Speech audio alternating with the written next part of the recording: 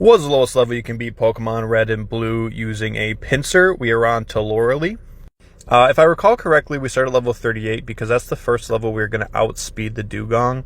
And we are lucky enough to learn Swords Dance, and we do have that great attack. So I figure if we can get strong enough, along with some other moves like Hyper Beam, we might be able to sweep. But I think we should take a minute here and just talk about the move pool that Pinsir has. Now, it does have Swords Dance, Hyper Beam, Guillotine, which are some great moves and a great attack stat.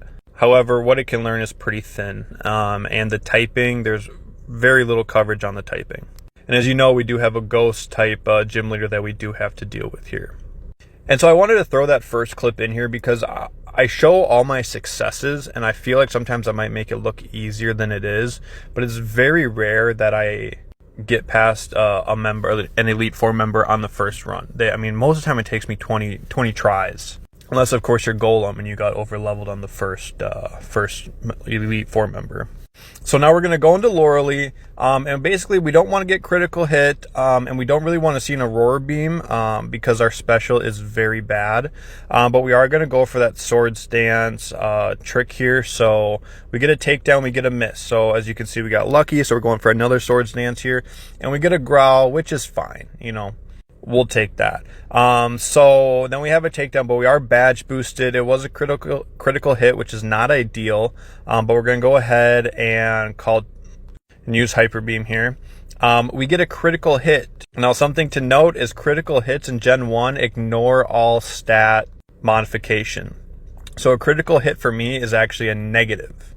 But as you can see, the luck, we got a rest, and we're going to go ahead and I use Seismic Toss here.